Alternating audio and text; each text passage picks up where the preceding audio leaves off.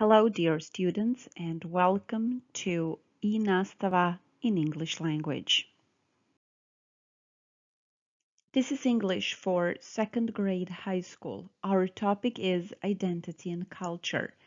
Our lesson today is Identity Wheel, Who Are You? My name is Livija Pribanić, and I will be your teacher in this lesson.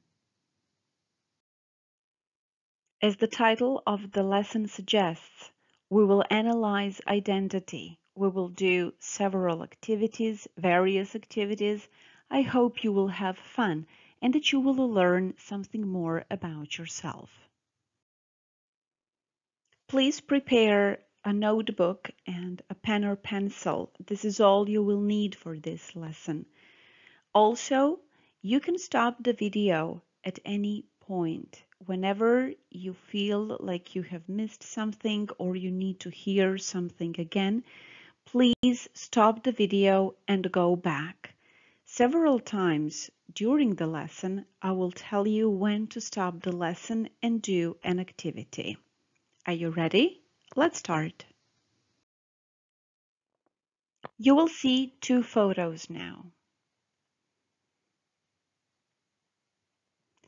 Please look at the photos carefully and write down all the details you notice that are common to the people in the photos. You can pause the video now. Here is my suggestion. I think that people in the photos are of similar age and they wear similar clothes. Do you agree? Let's move on. Now, look at the photos again. This time, write down all the differences that you notice. You can pause the video now. I believe these people are of different origin and their social status is different. Would you agree? But the differences that are visible could also hide more similarities than we can assume. Just like this box of chocolate, right? Each piece tastes differently, yet it's all chocolate. Let me explain. We are all complex individuals, and there are many layers of each of us. These layers make us unique and special, but these layers also make it easier to understand that there are more similarities than differences. So let us start with a simple question. Who are you? The question is simple, but how easy is it to answer it? Are you a boy? Are you a girl? Who are the people related to you? Are you a son, a daughter, a grandchild? Where do you come from? Where do you live? Is your origin important to you? Is your nationality important to you? The list of questions could go on, and it just proves that the answer to this simple question is far from easy and simple. Taking it a step further, let's do the first activity. The first activity is called My Identity Wheel. In this activity, you will define your layers in a shape of a pie. You will draw your identity wheel. Each of the slices represents an important part of you. Here is mine. These are my slices, my layers that make me who I am. My family identity, because I'm a daughter, a granddaughter, but I'm a mother as well. I have a relationship identity. I have a partner. I'm a friend. I'm a colleague. My professional identity makes me a teacher and a teacher trainer. I am a reader in my free time, so this makes my hobby identity. I'm Catholic, I'm a woman, and I'm Croatian. Now, this is not a set number of pieces of pie. You can have as many as you like. Now, you can pause the video and draw your own wheel. Take your time and think about it. Who and what is important to you? You can draw this in your notebook.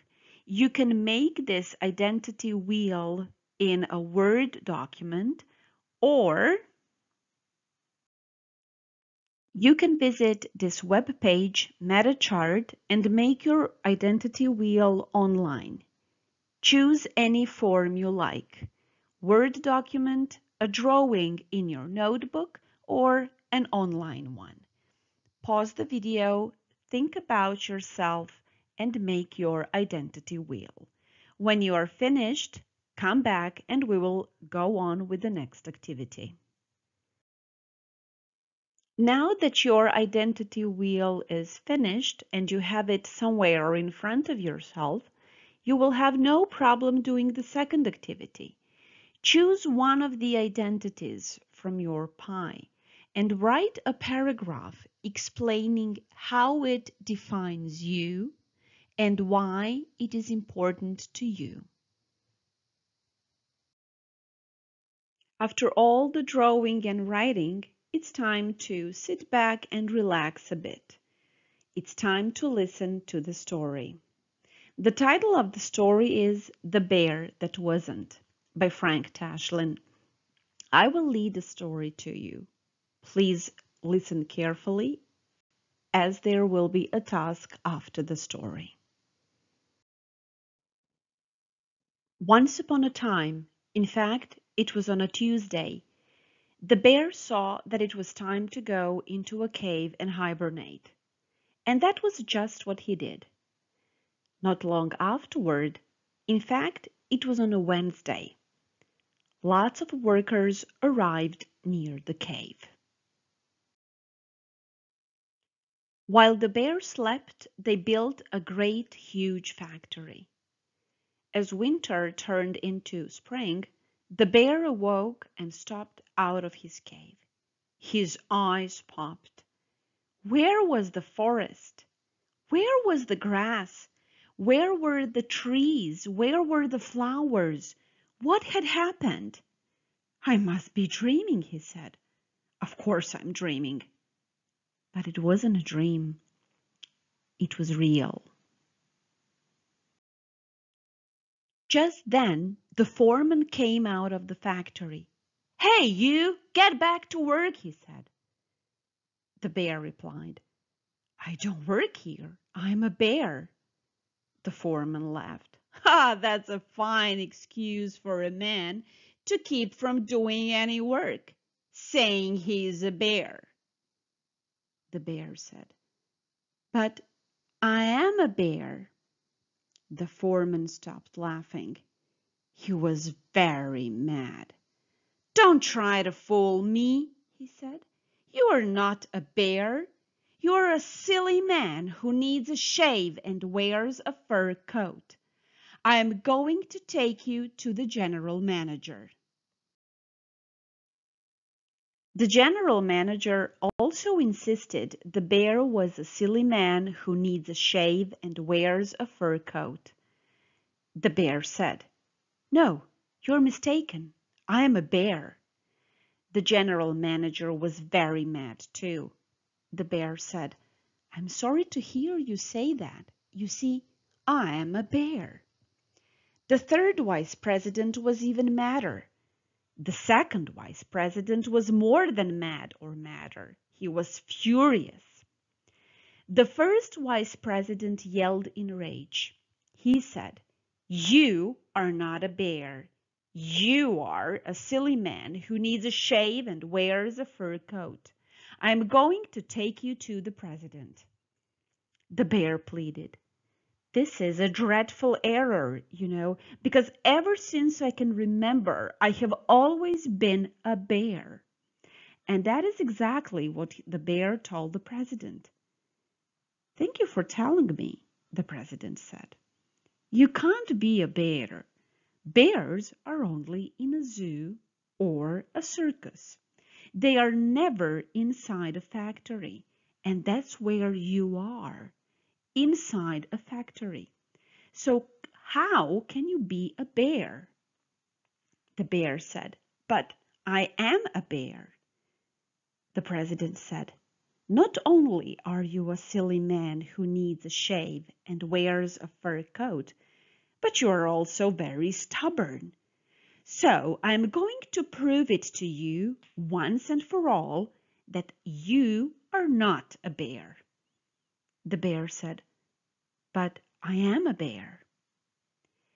The president packed his vice presidents and the bear into a car and drove to the zoo. The bears in the zoo said the bear was not a bear because if he were a bear, he would be inside a cage. The bear said, "But I am a bear." So they all left the zoo and drove to the nearest circus. "Is he a bear?" the president asked the circus bears. The bears said no. If he were a bear, he would be wearing a little hat with a striped ribbon, holding on to a balloon and riding a bicycle. The bear said, "But I am a bear." When the president and his vice presidents returned to the factory, they put the bear to work on a big machine with a lot of other men.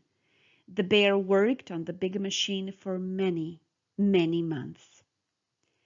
After a long time, the factory closed and all the workers went away. The bear was the last one left. As he left the shut-down factory, he saw geese flying south and the leaves falling from the trees.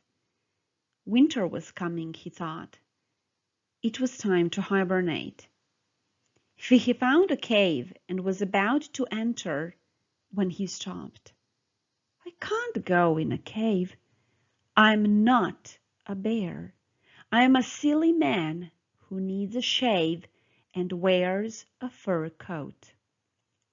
As the days grew colder and the snow fell, the bear sat shivering with cold. "I wish I were a bear," he thought. Then suddenly he got up and walked through the deep snow toward the cave. Inside it was cozy and snug. The icy wind and cold, cold snow couldn't reach him here. He felt warm all over. He sank down on a bed of pine boughs, and soon he was happily asleep and dreaming sweet dreams, just like all bears do when they hibernate. So even though the foreman and the general manager and the third vice president and the second vice president and the first vice president and the president and the zoo bears and the circus bears had said he was a silly man who needed a shave and wore a fur coat, I don't think he really believed it. Do you? No, indeed. He knew he wasn't a silly man, and he wasn't a silly bear either. This is the end of the story. Did you like it? I hope you did. It's kind of unusual and makes us all think. So what is this story really about? Is it about a bear, identity, freedom, influence, or all together? Think about it. Now I would like you to open the link provided here and watch the video. The video is about identity. It's a very interesting performance. Please watch it very carefully as there will be a task after the video. You can pause the lesson now and watch the video. Have fun! I hope you have enjoyed watching the video. Let's go through several sentences to check your comprehension of the video. There are two artists in the video. Is this true or false? Hetain speaks Chinese fluently. He is English, and he was influenced by Spider-Man. So according to the video, are these sentences true or false?